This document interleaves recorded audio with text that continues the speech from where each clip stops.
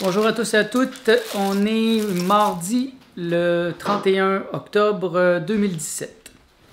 C'est l'Halloween aujourd'hui. Martha se prépare. Elle a mis des bonbons. Il est près de 4 heures, donc les enfants vont commencer à arriver sûrement vers 5 heures. Martha y est allée vraiment fort cette année avec les décorations d'Halloween. Et ça l'a même inspiré le voisin à en faire autant. Vous voyez, la maison est incroyablement décorée cette année. Ça n'a jamais été aussi intense que ça.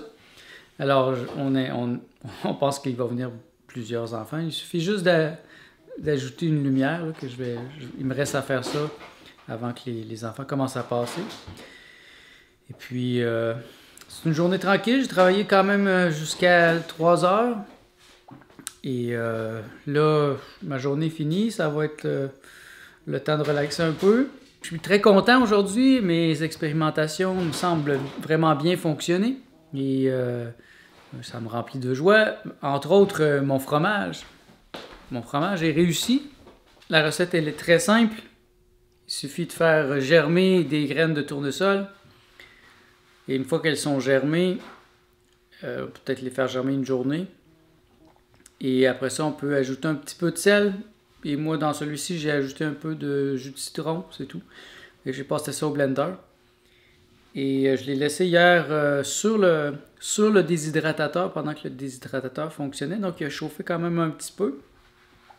Et je l'ai laissé cette nuit dans le frigidaire. Et là, ça donne... ça goûte un peu le ricotta. Un fromage en crème frais. Vraiment, l'illusion est bonne. Le goût est vraiment excellent. Ça fait vraiment un fromager. C'est incroyable. Et je le mange sur la petite tortillasse que j'ai faite cette semaine. Encore là, très simple, cette tortillasse. C'est des tomates avec des graines de lin. Un peu de sel. C'est tout. Et ça vous prend un déshydratateur. Bien sûr.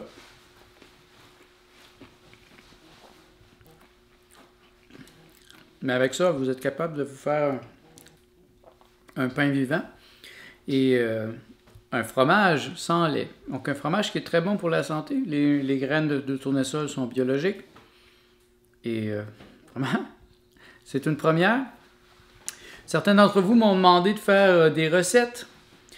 Je vais attendre de maîtriser complètement les recettes parce que là, je suis vraiment en période de test. Donc quand je vais les avoir faites quelques fois et que ça va être totalement réussi, et même que je vais avoir ajouté ma petite touche personnelle, bien, je vous les présenterai officiellement.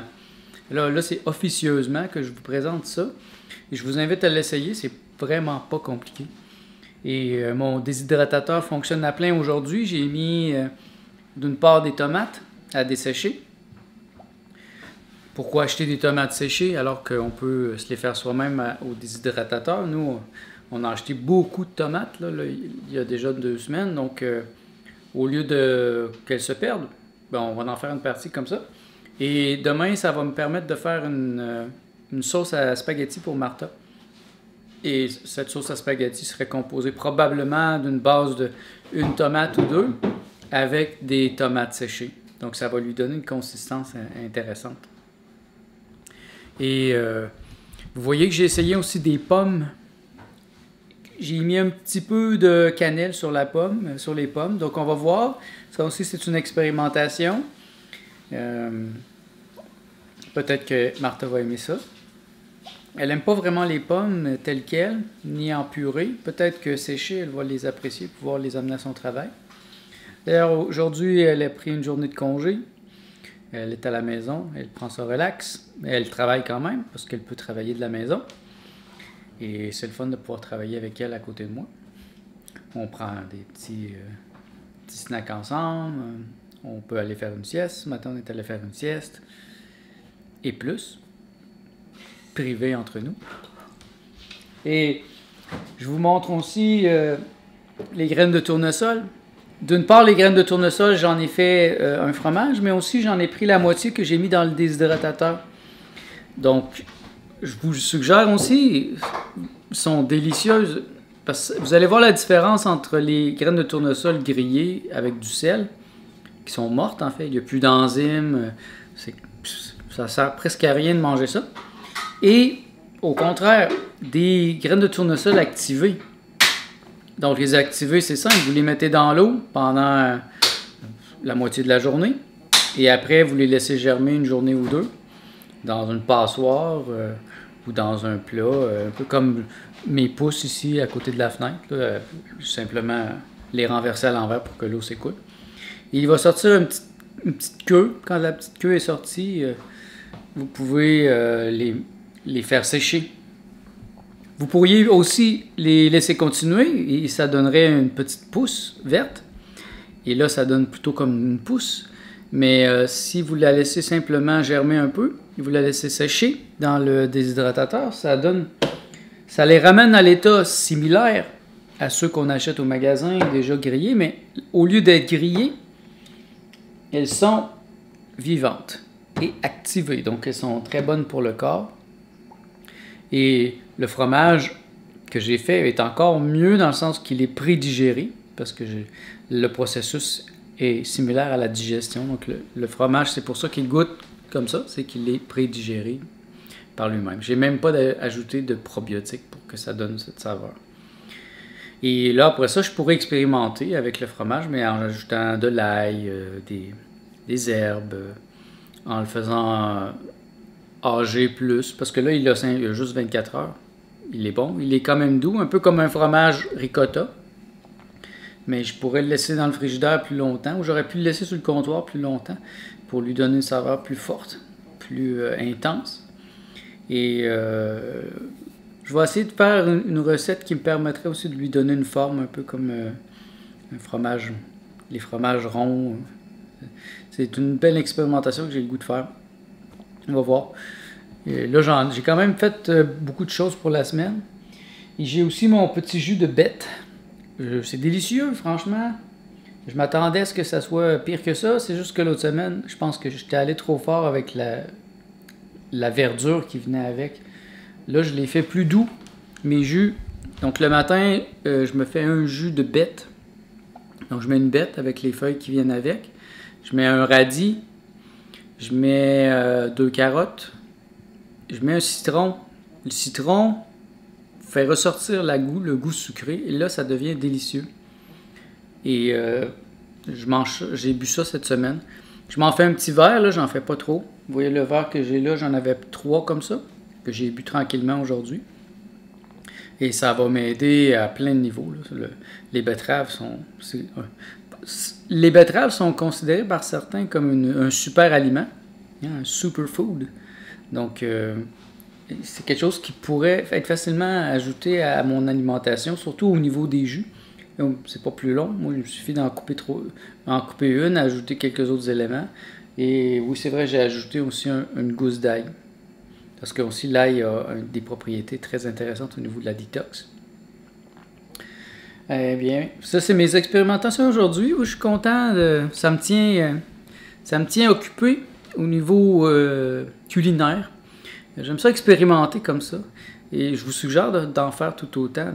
Achetez-vous des livres sur le sujet, regardez des vidéos sur YouTube et tentez la chance.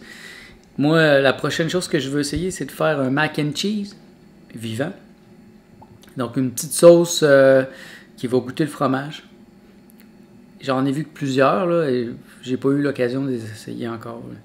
Et je me suis acheté une butter squash en fin de semaine. Donc, j'ai jamais essayé ce légume, vraiment.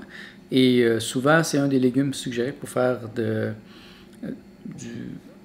faux spaghetti avec une spiraleuse. Donc, probablement demain, je vais me faire ça avec une petite sauce tomate et je vous montrerai le résultat. Ça risque d'être assez intéressant. Et j'ai beaucoup de jouissance présentement à manger, en toute simplicité. Alors qu'à une autre époque, j'ensevelissais, j'engouffrais la nourriture comme ça, sans nécessairement y réfléchir. Maintenant, j'y mets une telle attention que quand je la goûte, je la bénis et je la sens vibrer en moi, je la sens vivante et je me sens beaucoup plus sensible, bien sûr, à cause du jeûne que j'ai fait déjà la semaine passée, pendant un mois. Et je vois une différence dans la qualité de ma perception des aliments et aussi dans la délicatesse que je mets dans la préparation. J'aime préparer de la nourriture, ça fait longtemps que j'aime ça. Mais là, j'y mets encore plus d'attention parce que je suis conscient que c'est vivant et qu'il y a quelque chose qui se passe et que je suis en train aussi d'une part, d'inspirer Martha à en faire tout autant.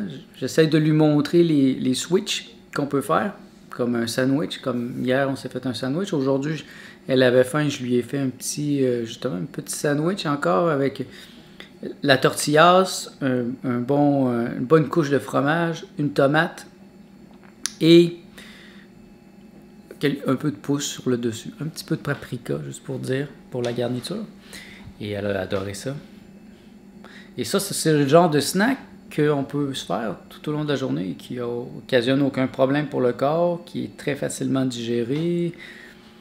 Et moi, je vais aller dans cette direction-là. Et j'ai le goût de rencontrer des gens qui pensent comme moi à ce niveau-là. C'est pas évident, mais je sais que je vais éventuellement trouver des gens avec qui je pourrais faire des soupers vivants. C'est quelque chose que j'ai le goût dans les prochains mois, les prochaines années, d'avoir vraiment un groupe de gens avec qui partager ça.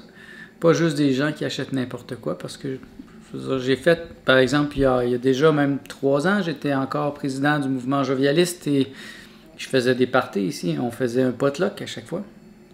Et il se ramassait des choses bizarres sur la table. Il y avait rarement des salades. Si c'était des salades achetées au supermarché. Il y avait surtout des pizzas congelées, des bonbons, des desserts. Ce qui n'est pas mauvais en soi si vous êtes là dans votre alimentation, et j'en étais là. Remarquez que je n'étais pas complètement là, je mangeais presque rien de ces choses-là. Mais là, aujourd'hui, ça serait très différent. Et si je pouvais avoir un groupe d'amis qui sont des crudivores, ou des fruitariens, eh bien, ça serait encore mieux. Et ça va venir. De toute façon, je sais que cette chaîne YouTube pourrait inspirer plusieurs personnes à en faire autant et peut-être à venir ici à Montréal, vivre la vie consciente près de moi. Puis c'est une invitation. Il fait froid dehors, il vente. Je pourrais pas aller filmer dehors. J'ai pas encore un petit cap en poil pour mon micro, donc ça serait impossible de m'entendre. Donc je reste à l'intérieur. Et de toute façon, on est bien à l'intérieur. Quand il fait pas beau comme ça, c'est très humide dehors, il vente. Il y a eu des gros vents. Ici à Montréal, j'ai été chanceux parce que à Montréal, il a manqué d'électricité hier. Et même à l'extérieur de Montréal aussi. Une chance parce que j'avais beaucoup de travail hier. Ça aurait été stressant de ne pas pouvoir travailler, mais bon, j'ai pu travailler. J'ai été chanceux. Et j'ai été chanceux, la semaine passée, j'ai eu une panne de courant, mais c'était un moment plus tranquille. Donc, c'était comme une belle synchronisation. C'est la fin du mois, donc pour moi, c'est le temps de faire les factures demain matin. Aujourd'hui, c'est le moment de faire le tour de mes comptes, voir si tout va bien, si tout est en ordre. Et ce soir, je vais probablement lire. Je suis pas mal dans le livre de Anne Wigmore. J'ai pas mal lu son livre. Là, je suis rendu à la partie des recettes. C'est intéressant de voir qu'est-ce qu'elle fait avec ces recettes vivantes. Parce que c'est vraiment pas compliqué. Et par exemple, c'est des bases, comme la base de fromage dont je vous ai parlé, avec les graines de tournesol, mais ça peut être fait avec d'autres sortes de graines. Cette base lui sert dans des soupes, elle peut servir dans des vinaigrettes pour mettre sur des salades. Ça peut servir à plein de choses. Et c'est comme une base neutre qui sert, qui est multi-usage.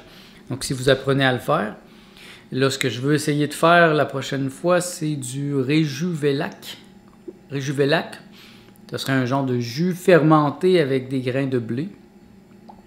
Et tant qu'à faire germer du blé, ben, je ferai probablement aussi du pain Essen.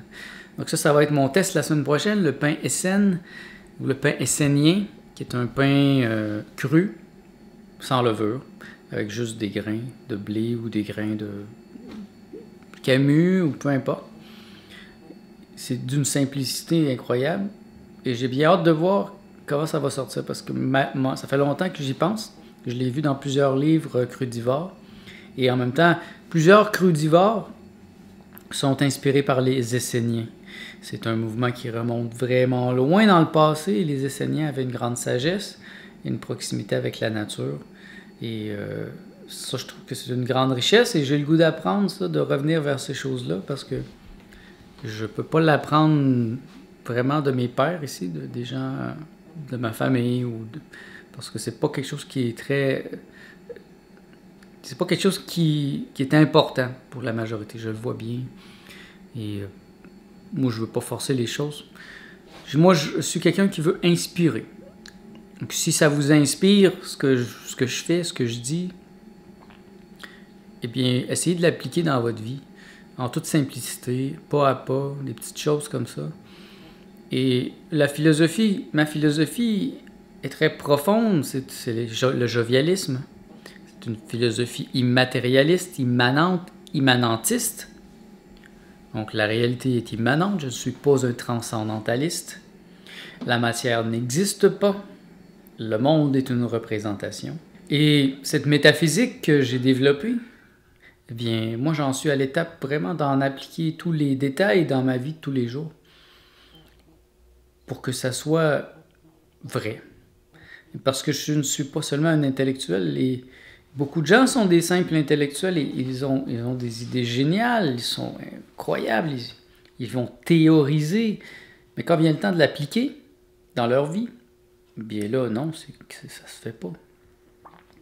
Eh bien, comment appliquer une philosophie immatérialiste, une philosophie d'éveil dans nos relations amoureuses, dans la nourriture qu'on mange, dans tout ce que l'on fait, la manière qu'on se lave, avec quoi on se lave, avec quoi on se nourrit. C'est des réflexions importantes que moi, je ne veux pas laisser de côté parce que c'est important. Il y a un grand tout et il doit y avoir une congruence entre ma métaphysique et mon mode de vie physique. Je ne peux pas avoir une métaphysique de la liberté et de l'éveil et accepter, par exemple, d'avoir des relations fermées. Moi, je suis dans une relation ouverte avec Martha. Je peux avoir d'autres compagnes, elle peut avoir d'autres compagnons, et ces compagnons pourraient être mes amis, et mes compagnes pourraient être ses amis.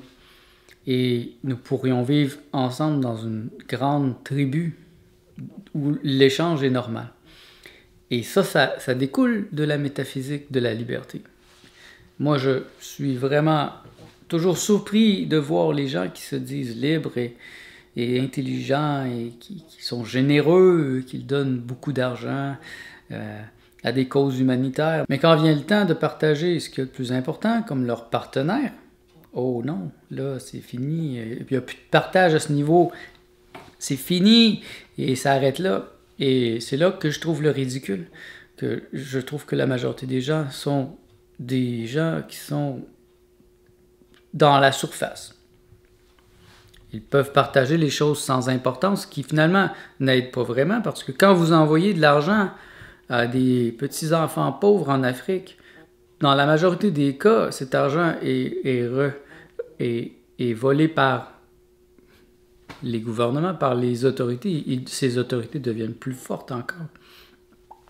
Et quand vous donnez de l'argent à des causes humanitaires pour guérir le cancer, en oubliant que les causes du cancer sont déjà clairement établies et qu'il y a déjà des méthodes pour se guérir, des méthodes simples, comme le jeûne ou des choses simples, ça existe. Mais quand vous donnez de l'argent aux docteurs pour qu'ils continuent à faire des recherches et qu'ils continuent à nous mentir et à rire de nous, en fait, ils se rient de nous à 100 000 à l'heure. Moi, je trouve ça triste d'avoir une population si naïve.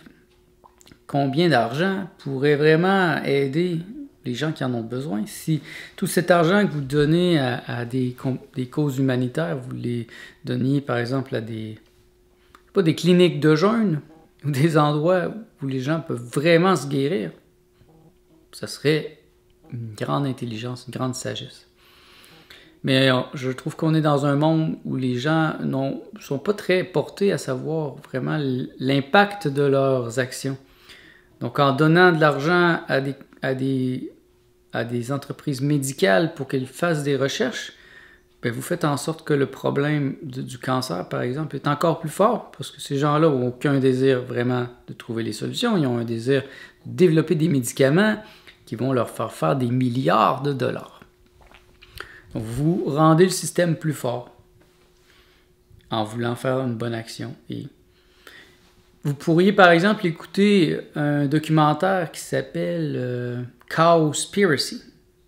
C'est la conspiration des vaches. Et vous allez comprendre ce que je veux dire. C'est que les grands organismes qui sont là pour sauver les animaux, etc., et qui veulent enrayer la pollution, ne disent pas les vraies choses. Ce sont des lobbies. Ce sont des gens qui sont des vendus, qui veulent avoir leur subvention et qui sont prêts à ne pas dire les vraies choses pour garder leur fonction, leur argent, etc. Écoutez-le, Cowspiracy, très facile à trouver. Et c'est cow comme vache, c'est O-W, spiracy. Et vous allez voir que ce n'est pas nécessairement les autos ou les complexes industriels qui font le plus de pollution. C'est les vaches, avec leurs pets. Donc les vaches qui pètent, qui font des gaz, ça pollue. Et plus que ça, les vaches qui chient. Il y a plus de vaches aux États-Unis qu'il y a d'êtres humains. Et la merde des vaches va directement dans les lacs, les rivières, l'océan. Elle n'est pas filtrée. Et ça, en partie, ça explique pourquoi les végétaliens sont des êtres beaucoup plus sages lorsqu'ils comprennent qu'en arrêtant de manger de la viande, ben on résout plein de problèmes. Un des problèmes les principaux, c'est la pollution. Donc arrêtez donc de vous mentir. La vérité, c'est que si vous arrêtez de manger de la viande et que vous inspirez d'autres gens à le faire, ben vous allez contribuer plus que n'importe qui d'autre sur cette planète. C'est sur ça que je termine aujourd'hui cette entrée de vlog. Et je suis content de partager avec vous ma pensée en développement. Ça me fait plaisir de voir que ça intéresse certains d'entre vous. Et puis, je vous invite à me donner vos commentaires, vos suggestions, si vous en avez. Ou si vous avez des documentaires ou des choses que vous pourriez nous suggérer d'écouter dans le même propos que je suis en train de faire. Mais je vous invite à le faire. Je vous souhaite de passer une belle journée et je bénis l'abondance de l'infini au cœur de votre vie. Merci d'être à l'écoute. On se revoit demain.